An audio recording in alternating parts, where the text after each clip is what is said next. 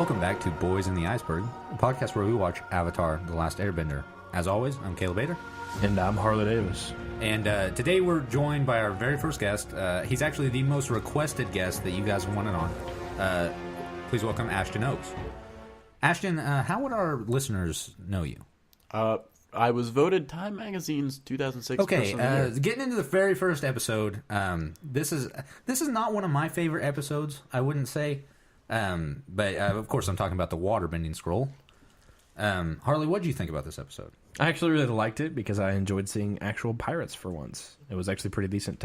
When you say for once, you mean like there's been a lack of pirates in my the life show. specifically. Oh, in your life. life. I have no pirates in my life. Yeah, and I guess that's a pretty good point. I hadn't thought about that. Ashton, what did you think of the episode? I think this episode really focused around Katara a lot, and it showed a different side of her. That's true. She was getting a little bit mad, Selfish. a little bit out of control. Selfish is the word I'm going to use. A nasty woman. She's a nasty old hag. Well, no, I wouldn't she's say 14. that. She's a was nasty in this young episode. hag. She does present herself as the mother figure of the group, though. Most of the time, Yeah. but this time she was being very, very, very angry towards Aang. Well, I think this episode reminded us that she is also a child. Yeah, True. Of course. I hadn't really thought about it. But, I mean, you see her frustration when Aang just picks up instantly on waterbending when she's been doing her entire life. Let's slow down. We start out with, they're in the air, aren't they? Ashton, I'm going to need you to, not direct me on my own podcast. I mean, you're a guest. I'm going to interrupt both of you guys. So to go back to what you guys are talking about, though, with she was when she was doing the whole waterbending thing and Aang was picking it up really quickly. You got to remember, though, that Aang was trained specifically by air nomads. Everybody that was in an air temple were all air nomads. Everybody that was in a water tribe village were either some water tribe members and some actual benders. Like, everybody who was in an air nomad temple were all air benders. So he was surrounded by benders his entire life. You have to understand that he's been bending ever since, he knew that he could bend. And he's been taught how to bend. So it comes to him more naturally than Katara, who has never had an actual teacher. Well, I'm sure that transfers through a little bit, but you got to think all the bending forms are unique. I mean, they are based on real, martial arts. There's overlap somewhere, though. There has to be. Yeah, there there's has to be some overlap. A little bit to say about there because, I'm assuming, like martial arts, once you know one, it's very easy to sort of base the other ones off of that and sort of move throughout. So there's stuff that you pick up that will translate to everything. And I feel like a lot of the meditative stuff that they would do at the Air Nomad Temple would translate itself over to different bending styles. That's fair, because I don't want to get into it too much, because I know after a while, Uncle Iroh and Zuko, he starts showing, during one of his training, we'll just keep it as simple as that, during his training, he starts showing him different moves from different nationalities to help him be a better firebender. Like, he shows him, water moves and stuff like that, and how to redirect certain currents. I think that's what makes the Avatar very special too, because you see how knowing aspects of one bending style would be suited to other ones to help make it more powerful. And I think that bringing all four of those together in one person really shows you the effectiveness of that. Yeah, I absolutely concur with that. Any opinion? I think the amount of detail they put into the children's show is amazing, that they really put that much thought into it. I like that there's still humor in this show, as there are a lot of children's shows, but it's not solely focused on humor. It gives you enough to really think about. Yeah, it's actually kind of, in some scenarios, it's kind of dark, and you get kind of little edgy feels about actual emotion. It's not as dark as I'm going to say Korra was, but it's in the future. And we actually get into a little bit of that in the next episode. Yes, but we're not talking about that next episode. No, we're going to focus on there. The waterbending scroll. And so basically what the title alludes to is they find this pirate ship that they've collected these different curios. It's in a marketplace. This pirate ship's right outside. This pirate ship is right outside of a marketplace. Yeah, and the gang goes in there and they're looking around, and Katara notices a water tribe symbol on the edge of the scroll. She picks it up, and there's a whole bunch of different move sets for a new bending move. Yeah, the scroll, actually, they try to bargain for it with their 2 copper coins, and the guy says that it's worth 200 gold coins. Which I don't know exactly how much more gold coins are worth than copper coins, but I'm going to assume it's the same basic value of copper, silver than gold. So I'm going to assume copper is the least valuable. Well, no, I understand anything. that. I'm saying direct. I'm saying 2 copper pieces aren't going to be worth 1 gold piece. Well, how many copper pieces? Maybe 100 copper pieces worth 1 gold piece. Asking. Yeah, that's what I'm saying. So you're going to need a nut ton more of copper pieces just to get all the gold pieces. I'm saying maybe 2 copper pieces are worth a silver piece. Why are we talking about this? Because right now? I was just asking, and you got all defensive about it. I am defensive about this right Yeah, now. okay, that's enough of I that. had the mic. I'm going to continue with this now. We all have a mic, Harley. I have this mic, though. Let me continue. Anyways, so they were talking about the waterbending scroll. That's right, what we're talking about. And she actually steals this waterbending scroll from pirates. And it's ridiculous, because then they get chased after by pirates, and then they get chased after by Zuko. We don't know that she stole it yet. They actually just get chased randomly through the streets. We don't know that she stole it until after they've gotten away. I'm pretty sure we, as an audience member, aren't that naive to know that something crazy didn't just happen. It's for children. Yeah, I think that the first time watching this, you'd be like, wait a second, maybe? But then maybe not, I don't know. They got a small inkling They're of an pirates. idea. They're pirates, that's true. Yeah, and But they were being gentle when they were there. That begs a moral question. Is it okay to steal from a thief? Yeah. We're going to get into a little bit of ethics talk on this A podcast. little philosophical going on here. So then we're all, yeah, it's okay. Yeah. Yeah, I mean, I'm Okay, 11. that ends our ethics segment. Getting back to the episode. So they get away from the pirates. I'm still want to talk about. Okay, this. what else do you have to say? I don't know. Would it be okay to steal I from feel a like thief? that though? case was closed a little too no, quick. yeah, What if we all said yes. What I if think Robin that Hood was the thief? Robin Hood was the thief. Remember, we all know Robin Hood kids. Yeah. stole Stealing the from rich. Robin Hood. That's He a was good stealing point. from But he a was thief. he was a thief. He was stealing But from if a you thief. were another thief, a third party thief to steal from Robin Hood, Yeah, I think it would would still that be okay. Yeah. That'd be okay. He's Yeah. giving to the poor, though. I understand that. I still think that he's still a thief. I Well, know you don't he's a know thief. what I'm stealing. If I Although- steal from Robin Hood, what if I'm giving it to even Are there poorer exceptions to the rule? And I mean, this is not a Robin Hood podcast, so I don't want to get into it that much. But I would think that people? If I was Jet, Hold on. and there was an old man on the road, we're not talking about Next Jet. episode, hold on. It's a different thing. let's save So, the ethics talk spoilers. then. No, if you knew that Robin Hood was stealing from the guy taxing poor people at an exorbitant rate, then it would be wrong to steal from him because he's just giving that back to the people who lost their money. But if you don't know who Robin Hood is and you know he's a thief, then I would say that morally you're okay. But once you have that information that he's just giving it back to the people that got their money taken, then again you can't. That's All not right, okay. so the pirates chase after our gang of adventurers here, our protagonists, and then we don't know why yet, and then they try to attack them, and then the scroll comes out somehow. Yeah, I think that Sokka and Aang they're on Appa at this point, flying away, and Sokka and Aang are sort of bummed Yeah, out because they chase him. didn't- They chase him through the market, and the cabbage guy shows back up again. Yeah, and they wanted to get like food and supplies, and they didn't. So Sokka and Aang are like, "Well, that was just a wasted trip where we almost got killed by pirates." And Sokka's like, "Was it?" And she pulls out the waterbending scroll. Katara, and- not Sokka. yes, that's true. She pulls out the. Anyway, she pulls out the waterbending scroll and says, "Was it?" And they're like, "Oh my god, you stole it!" And she goes, "Yes, I did," which is funny because we discussed this while we were watching the television show. Ashton, if you want to have some input here at all, if we discussed this while we were having the input while the show, she's usually the kind of Katara person throughout the series is definitely the character that would get upset about that kind of behavior. she would not have stolen that. I believe that there is an episode that centers solely around that fact. Well, I think what this says about her is how much she values her waterbending. That's true. I also think that she wants to one-up Aang at this point, and she's like, "Oh well, this is like directly from these waterbenders." I'm going to agree with both of that. That is part of her heritage. Waterbending is one with her. She's the only waterbender left in the Southern Water Tribe. And also, Aang right now is being this awesome dude who can just waterbend with his eyes closed, and it's aggravating her. I wonder, okay, so do we ever get if she is actually the only waterbender left, or just the only one there at that moment? Right now, she's the only waterbender left because it Does shows... the show not allude to her mother being a waterbender? Yeah, I think her mother was a waterbender, but I'm just thinking... I'm not sure if it already has, but if it will, because I know it. Yeah, no, I know it will. It will later, but I don't know if it has already because I remember her mother being kidnapped from the Water Tribe by the Fire Nation because she said that she was the last waterbender when in fact she was protecting Katara. Okay, so yeah, that's just that's what I was farther on in wondering. the show though. Spoiler alerts. Sorry, absolutely sorry. I was just wondering because if she was young when all the men went off to war, then theoretically there could have been some waterbenders, and she was just the only one left there. But yeah, I guess that she is the sole waterbender from the Southern Water Tribe. As far as we know, I think at this moment in the show, she was the only one that was there.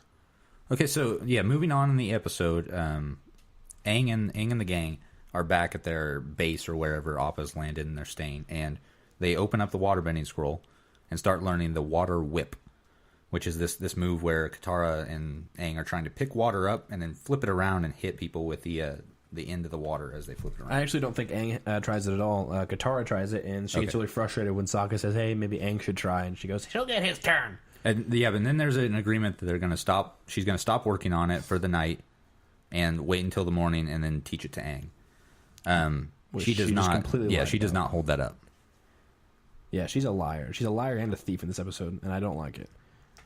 Yeah, she sneaks away to practice in the middle of the night, which shows her immaturity again because she couldn't even hold up her end of the bargain. Immaturity or dedication to waterbending? Well, both. A point could be made for both. That's fair. Okay, anyways, proceed. And her noises in the middle of the night are what attract the pirates who are actually floating down the river that they're camped at.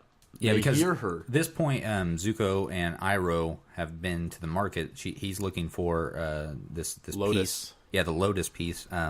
And they meet these pirates who are talking about Aang, and they are like, "Oh wait, that's who we're looking for. Take us to where you think that they're going." Which I'm still not entirely sure how they track them. Yeah, we still haven't locked that down yet. It might be that this is just the direction they flew off when we lost track of them. Because I was going to bring that up during the show. There's a part where he says, "Have you changed our course?" Sorry, you changed our course. And I was thinking, what course are they on? Do they just have like? You mean Zuko? Yeah, Zuko's like on the boat, on Zuko's boat. Yeah, because this is getting into the second episode spoilers, but Sokka brings up that the Fire Nation is seeing Appa in the sky, which I don't think tracks. But why would they have a course if they're just following Appa?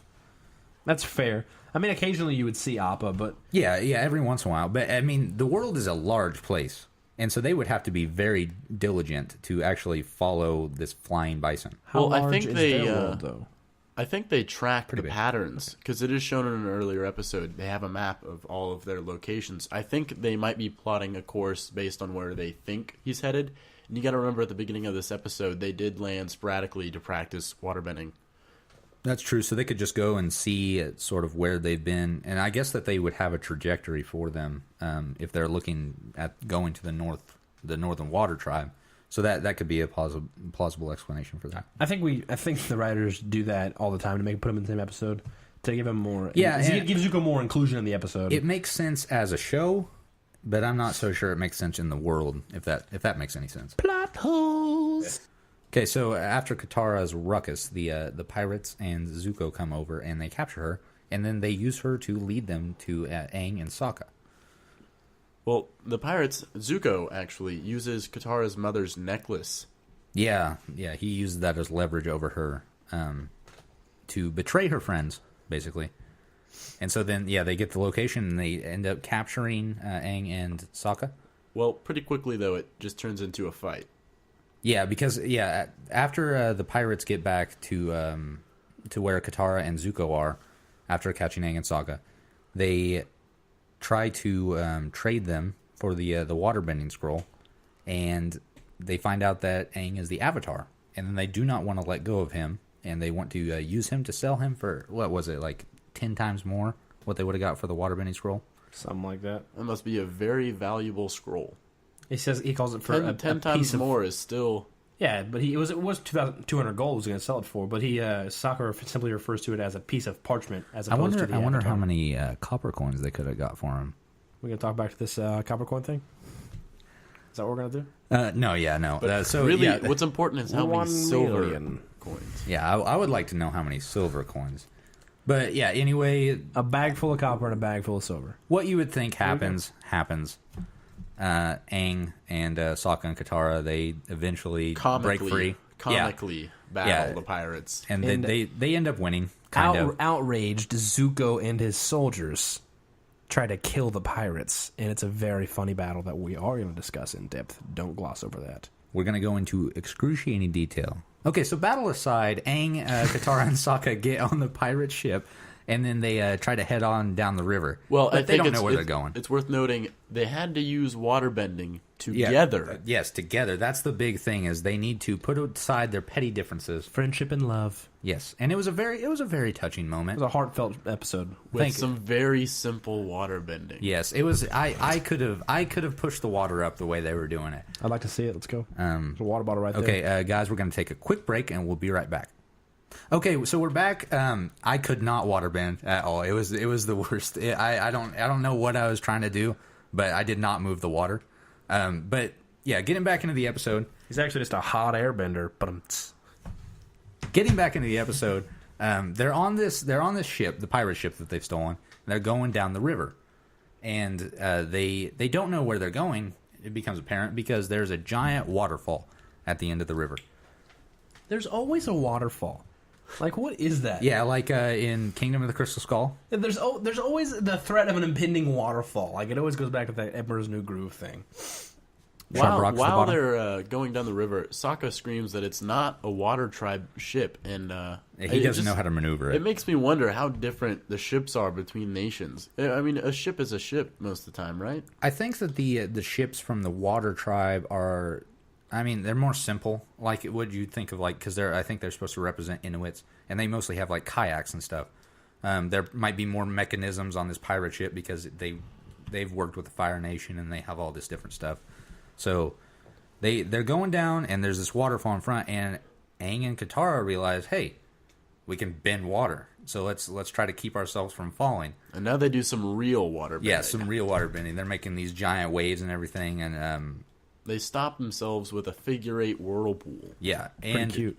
Which it's fine and dandy until the other ship comes behind him and just rams into him.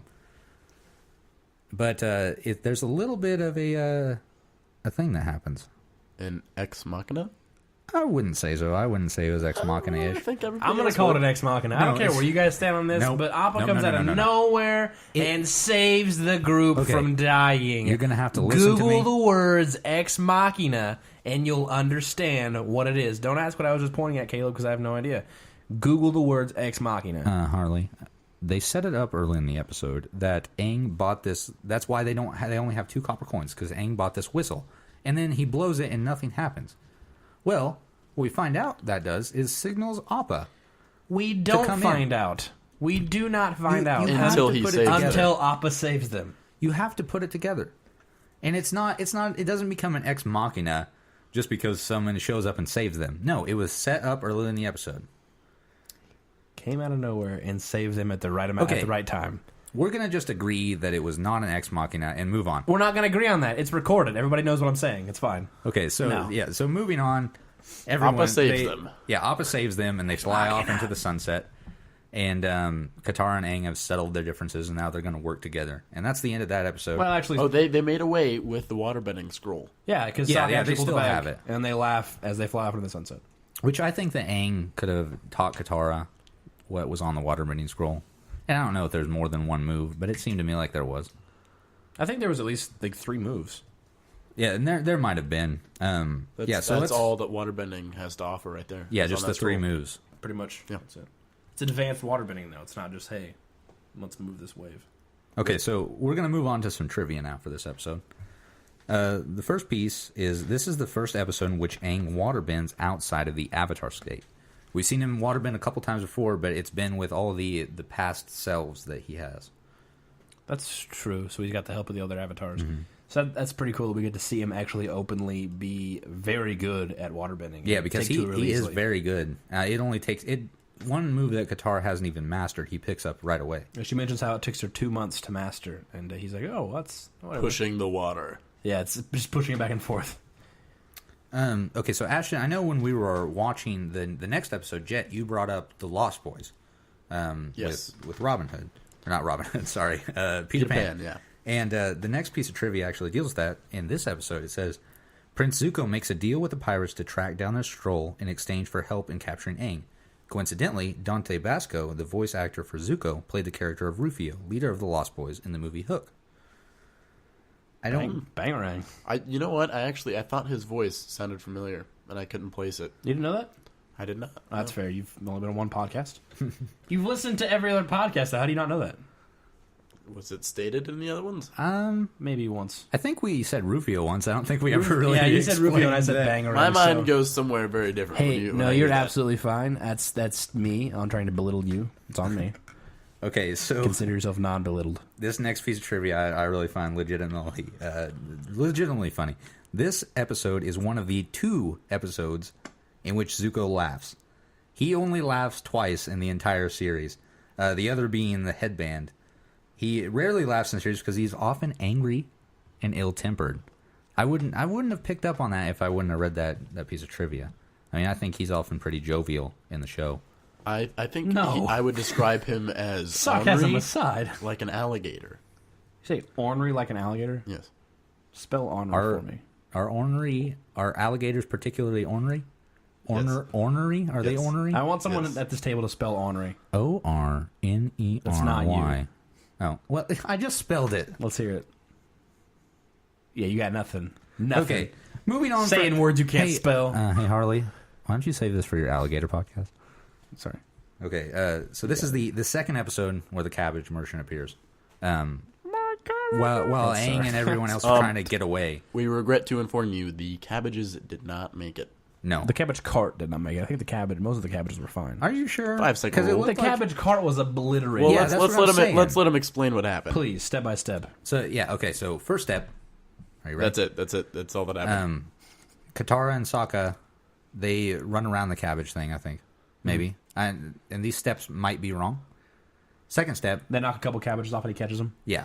He's on top of it because he's already gone through the whole cabbage thing. Second step, the Avatar Aang flies through the lid of the cabbage thing, I'd say the roof. In between The roof the and the cabbage cabbages. eye and the roof. and he makes it through. Doesn't knock any cabbages off, but the pirates are running behind him, so he airbends and In midair, just turns around. Yeah, airbends in midair and just demolishes this cabbage cart and sends it flying back into the pirates.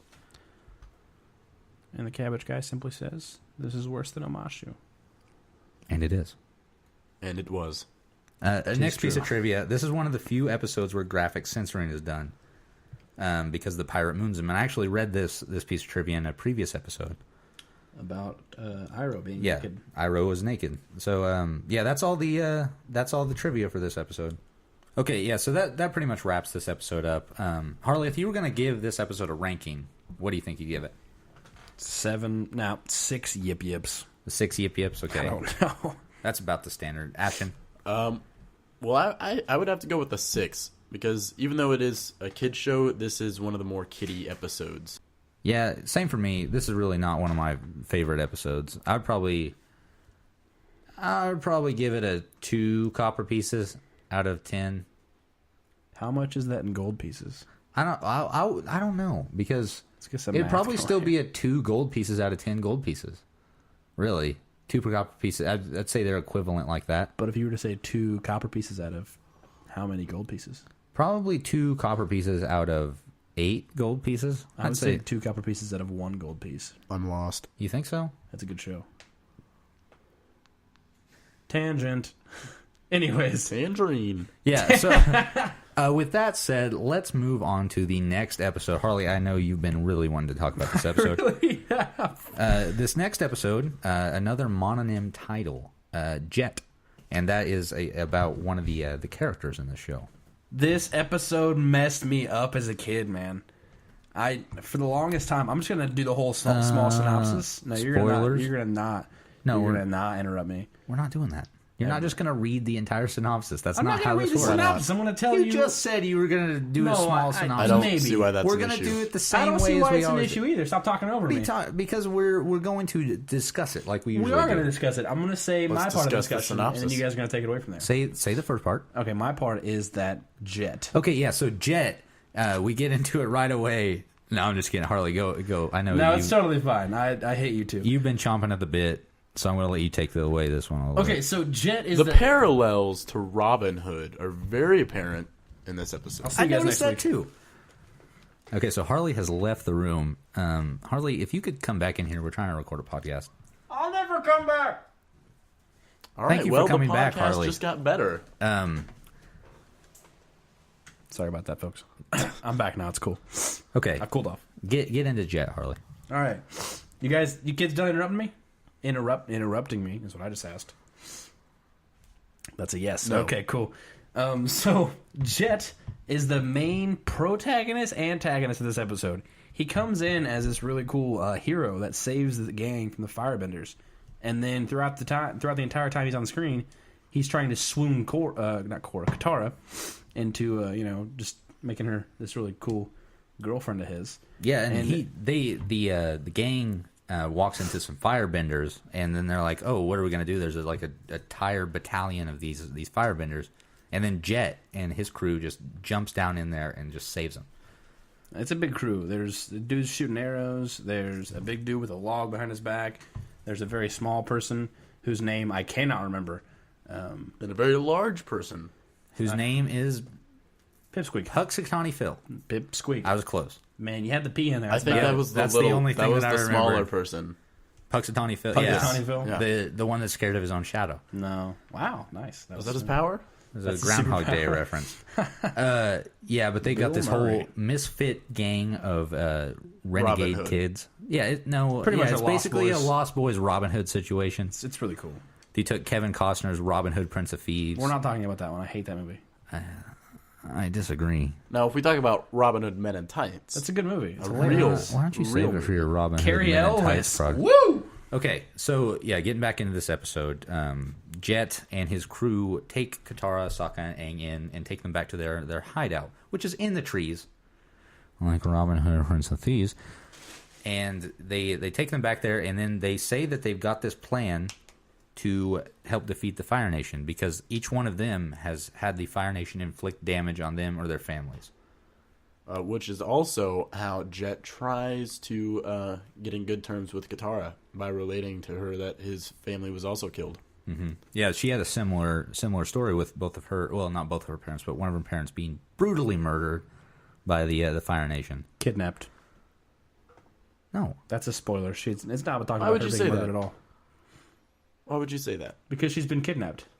She's been taken by the Fire Nation. It's been established so far that she's been taken by the Fire Nation. what Katara thinks. Why don't you save that for your spoiler alert podcast? How about I save you for my murder podcast? All right, how about that? Okay, all It'd other be a pretty podcasts boring aside, podcast. so Sokka is not wanting to go along with this at all. He thinks that Jet is up to no good, and he wants to leave His first thing in the morning. instincts. His instincts. Yeah, his tell him. instincts. That's a theme of this episode. How Sokka is instinctual, and that's what he lets lead him. That's beautifully said. Yes, thank you. So Although Sokka's Jet does mention instincts will get you killed. Yeah, Sokka doesn't like Jet at all, and then Jet tries to take Sokka onto this little journey, Special mission. special mission. We'll call it that, yeah, because I think that's what he called it. And they pretty much shake down this old guy who has Fire Nation emblems on him, but Jet He's sees very him as, old. Jet sees him as a Fire Nation guy. Sokka just sees him as an old guy, and they shake him down for this just for anything that he has on him. Jet's ready to drop kick him right in the face. He's about to murder this old dude. Yeah. And then Sokka stops him, and then they leave. And he's like, "Hey, all right, and Katara, we got to get out of here." Well, they did actually rob the man. They took his bag they did. before they left. Thought I established that, but I guess I did with the whole shakedown thing. And then You said shakedown, but you didn't say they made away with anything. Google shakedown. No, It's fine though. A shakedown doesn't have to be successful. Hey guys, save it for your shakedown podcast, please. So they go back to the tree temple that Jet and his people call home, and minions. yeah, and Sokka comes up and he's pretty hot headed right now, and he's angry at Jet, and he's trying to get Katara to see reason, but they go to see Jet and confront him about him beating up this old man, and Jet says that we found a knife on this old guy. And it's sticking in the wood right next to him. A poisonous knife. And we went back and we actually rewinded it, if you want to use that term. I would use rewound. Rewound. There you go. That's the word I want to use. And we saw that, is it Smellerbee? Yeah, Smellerbee. Actually, it's the same knife that Smellerbee has in his hand, her hand, their hand. It's not. It's Z's hand. Yeah. Zer's hand. I don't know the proper pronouns. I don't mean to misgender anybody on this podcast. The it's fake actually animated not characters. the same knife. But it wasn't the same? I thought we agreed that it was the same knife, but it was Z's knife, Smellerbee's knife, because later when she is her, I'm gonna stop using pronouns. Just use Smellerbee from now on. When Smellerbee is holding the knife up to, I think it's Sokka's neck, or no, it's Aang's neck later. It's the same knife that Jet had claimed was the old man's. That's fair. Yeah, that's true. So Either way, the old man didn't have a knife. The old man was not an assassin. And okay, I'm gonna say that it's okay for an old man to carry around a knife. Okay, That is true. I He know was that walking that's- through the woods I know alone. that's a conservative viewpoint, and you might think I'm crazy, but people can carry knives. It's fine.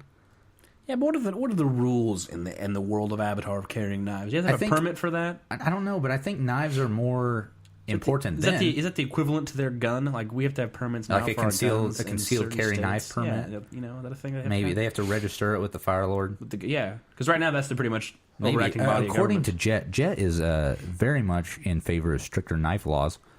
That's fair. Well, they wouldn't have to register it with the Fire Lord because I think they're Earth Kingdom. What proposition is this? So I know to vote for it. Proposition 8. Okay, thank you.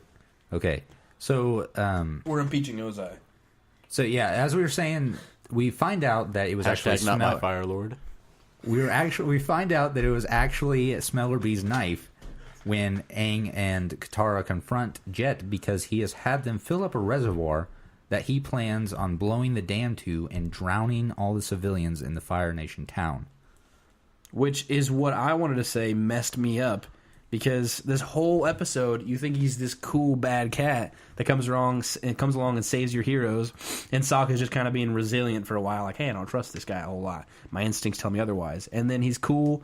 He does like these cool things for this. He's got those cool knives that he like flip around. I'd like to say I think Aang is actually pretty absent from his views on Jet. He's just kind of in the background for this episode. Well, because right now he's a child. He's a child. He thinks everything that's happening right now is super cool. Like basically, you're like a new Lost Boy. For example. This is really Katara falling for Jet. She's really swooning for this guy. Well, I think Aang. I think later in the series, Aang is a little resentful of Jet because he did have that control over Katara. Yeah, and obviously Aang is gonna marry Katara. Spoilers. Anyways, so and then he comes back, and now you know that he's the bad guy. He's about to murder all these innocent people in this village. Okay, in fairness, so now he's the bad guy. In fairness to Jet, I'm going to advocate for the devil here a little bit, and he wants to take out the Fire Nation army that some of them live in the town. So I wouldn't say his heart is in a good place, but there's going to be way too much collateral damage for what he wants to do to these Fire Nation armies. Just casualties of war. But there's too many good people in this village as opposed. There's more people in there than there are soldiers. Like it'd be a wasted attempt to get done, but he does it anyways. And so you sit there after this village is destroyed, and you're like, what just happened?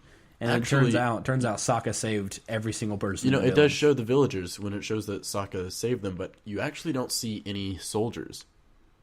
Do we not see soldiers? Because I think it's just minute. It's just didn't they say it was like older people and women and kids? Yeah, the soldiers were probably at like a base somewhere. So flooding this town it's nothing but collateral damage. So because that old man went and vouched for Sokka when Sokka was trying to tell him to get out of town, and that old man came up, the same old man that Sokka saved his life earlier, and he came up, vouched for him, and they all left town. The supposed Fire Nation assassin. Yeah, so Sokka saved a lot of lives. I really think one point that this episode is trying to make is there's not much difference between Katara and Jet. Sokka also, but they mostly focus on Katara because if you really look at what's happened to them, it's a very similar situation. And I think really the only thing different is Katara found Aang and still has Sokka, obviously, but they gives her a purpose other than just revenge that the Fire Nation has wronged her. And I think that's really a sort of an underlying meaning. It shows that she has more humanity left. Yeah, Katara could have been Jet. She could have become so jaded that she was willing to just kill women and children in order to get revenge on the Fire Nation. We got a lot of overarching emotions from Katara in these last two episodes. I realized told they're really Katara-centric. Well, I was told the actual this whole entire show is told from Katara's perspective, supposedly. She narrates it. It's all from her perspective. But these last two episodes give her a lot of different emotions. Like she's like the anger, then she's got the whole lust. Especially later in the show, without giving away any spoilers, later in the show, it definitely shows that Jet comparison, maybe what she would feel. Spoiler. Without giving away too much. Spoiler alert. You've had 12 years to the day to start watching this show. Came out, did you guys know this show came out 12 years ago? Not on the day that this airs. No. Like Avatar: The Last Airbender aired 12 years ago. Harley, please don't date the podcast. I've dated every single one of these podcasts. I will not stop now. You will not quiet my voice. February 21st. Okay, so the episode ends where Katara has bested Jet, and has frozen him to a tree. Brutally bested Jet, actually. She didn't hit him one time when she could have. She hit him like multiple times. Yeah, she was angry, and she was using that new trick that she learned, the Water whip. The water whip. He was giving him a beatdown with that water. And I think she starts crying, and then she bends her tears at one point. Maybe I made that up. Maybe I didn't. You'll have to watch the episode. You know, that's a good. It brings up a good question. Can waterbenders fake cry? Well, probably. I could fake cry. I'd like to think that she did instantly cry earlier when she asked Jet what happened to Sokka. She cried as pretty soon as heavily. she got the word Sokka out, both tears. Well, they were going to kill Sokka. Well, they I were going to wouldn't take him care. on a long walk, in air quotations. Give him the long nap. The long nap, the last one. So, I mean, he ends up getting away, and that worked out fine, but they might have killed her brother. I don't think they would have, though, because remember, Jet was the head guy. I think it was Smellerby, actually, that questioned Jet. He goes, what about all the innocent kids in there? So I don't think they actually would have killed Sokka. I think if Sokka would have kept talking a little bit more like he did with the pirates, he would have, charismatic his way out. I see that, but not a word. Once what has happened is Jet has labeled the Fire Nation as the enemy, and the enemy must be killed at any cost. If that means killing women and children, they must be defeated. So once he labels someone else as an enemy to their cause, that's grounds for death. And so I think that maybe the two subordinates, Pipsqueak and Smellerby, might not have been able to kill Sokka, but I think eventually they would have done it because Jet would have been their lording over. Well, they did state that they followed Jet, that he's never led them down the wrong road. Yeah. But I would like to say, Jet shows a really black and white way of thinking. Mm-hmm. Either you're on his side or you're the enemy. Yeah, Jet was a really cool character at the beginning of the episode. He was even actually a cool character at the end of the episode when he was fighting Aang. Like, he was holding his own against an airbender. Yeah, and he was a tortured character, and that's something. That's one of the first times we've seen someone with that inner struggle in them in the show. He gets a full character arc in one episode, as opposed to Zuko, who has the almost same. Yeah, that's true. Character arc, but it's throughout all 3 seasons, so we get more of that. And it's more in depth and more fleshed out. But what did you guys think of the whole episode overall? Overall, I would probably give it a, I don't know, I would say 8 bendy swords out of 10. All right. Jet's got those. I don't know if they're called bendy swords, but they hook on the end. I guess hook swords would have been a better description. They're weird, but I like them. Yeah, they're pretty cool. Are they even swords? Yeah, they're definitely swords. Well, once you put the curve in it. Yeah, well, they look like giant fish hooks with handles. Yeah, that's pretty much what it is. What kind of fish is he catching? Magic? And they're retractable. These are actually some pretty. Yeah, he did pull them out. Were they retractable? Point. Is that what we saw? Yeah, they were. He slid them out. So I don't know how that works. We're just 3 grown men fascinated by animated weapons. Boy got this sophisticated weapon. They were probably his father's.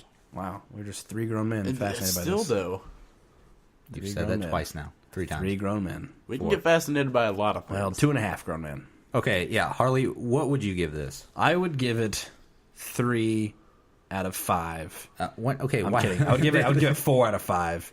Why don't we go back to the original scoring conventions? All right, I would give it I'd give it a B plus. You're breaking the format, and I don't appreciate it. Okay, I'd give it a 2/3 solid vote. So Harley's going to give it a 9 out of 10. I loved this episode, guys. I love Jet. I love his character arc. We basically get a whole other Zuko character, but in one whole episode. And I love Zuko's character. I've already established this 1,000 times. Okay, so yeah, Ashton, what were your thoughts? Personally, for me, I actually I'm going to go with 4, which is going to be surprising. That's very a 4 out of 10. Yeah, 4 out of 10. I don't agree with that. He's not welcome back on this podcast not because the episode itself I wasn't planning on letting him back to begin with. That's good. The episode wasn't bad, but it was unoriginal. I feel the characters were so paralleled with the Lost Boys and with Robin Hood that it didn't take too much thinking. And the plot twist was kind of obvious. Sokka was warning that he was going to be bad from most of the episode. I don't feel it had a lot of... But again, this is aimed towards children. Like, at the top, children is like 10 to 12 years old. Like, that's the max age of a child. Is that where you stopped at the That's child? where I stopped being a child. Children wouldn't even rate it on a scale of 1 to 10. I couldn't get into free buffets anymore as 12 years old. As an adult, I'm gonna go with 4 out of 10 because I just feel like this episode wasn't... It's the scourge of the Avatar series. No, I think that what you're saying you had a problem with, I think it was more a homage than being unoriginal. because they reference things that you're already familiar with in order to drive the story forward. There's really not that many original ideas. Well, you think, does the target audience see these parallels though? Would they understand it? Well, I think that's why it works, because people are familiar with Peter Pan. People are familiar with Robin Hood, and especially these children watching these episodes who don't understand necessarily what exactly it's about. Those are bigger things that more people know about that they can use to sort of understand this episode as a whole. I understand that. I didn't know if we were referring to small children, the general audience, or the adult audience. But yes, well, I think I get what you're saying now. Any audience is really applicable here. I mean, it's not just for kids, obviously, because we're doing this. I think it gets darker too as the series goes on, especially when we dive into Korra. I can't wait to get into that. But Aang, the show is obviously focused more towards kids. The demographic they're aiming for is more towards children, and they really lock that down with the humor and stuff like that. And on that note, let's get right into some trivia. First piece of trivia we got is Jet's original character design was created by Ki Huing Ryu. That name means literally nothing to me. It's not. It's just some syllables that they wrote down. I don't even know if that's a real guy. Katara seemed to have a crush on Jet the first time she met him. Later, spoiler alert, Toph sensed that Katara was lying when she denied Jet as her boyfriend. So does that mean that they're a thing? I have no idea. I guess. I wouldn't have think considered that's them just one. hinting at the hidden feelings. Oh no. According to Avatar Extras, Jet was the first boy Katara kissed. Oh, did they kiss? This, however, was never actually shown on screen. Good, because I don't like that. I'll jump into that world and stab him. She's supposed I to kiss agree. Aang. I don't like that. Yeah, that's not it. I'm glad that that's not shown. They on just screen. kind of made up some random fact and accept everybody to believe it without it being in the show. They were probably meant to kiss. But they didn't, did they? No, I'm glad they didn't. It's outlandish. Jet's hook swords are known as Fu Tao or Shuangu, an exotic Chinese weapon. Yeah, I said that earlier. I don't believe you did. I don't think you did. I was trying to think of. I did. Don't look me Rewind. in the eyes and lie to me ever again. Rewind the podcast. It will show. I definitely. He's I not definitely, coming back, said folks. that they are those things. He's off the podcast for good. Okay, we got one last piece of trivia, Ashton. Now, this is actually the 10th episode to feature the Avatar. That's a beautiful piece of trivia. If you guys did not know that, it is actually absolutely 100% true. Completely factual. You can look this up. It's factual, stupid, but factual. Wow, we don't make fun of your trivia facts. My trivia facts are vetted by the wiki. The wiki that was made by fans. Like us. Not as smart. Like us. Not as cool. Like us. Probably younger. Like us. Not as sexy. Like us. Regardless. On that note, that's going to do it for us, guys. Thank you very much for listening. If you want to get in touch with us, then you can send us an email at boysintheiceberg@gmail.com, which we'll address on air. And you can follow us on Twitter at boysintheberg. That's going to wrap it us. Thank you very much for joining us, Ashton. I'm never coming back. You're not invited back. I would not expect you to. So yeah, I've been Caleb Bader. And I have been Harley Davis. Yeah, guys, thank you so much for listening. If you want to go on iTunes, like and subscribe, that would help us out a lot. And be sure to join us here next week when we're going to dig into some more Avatar: The Last Airbender.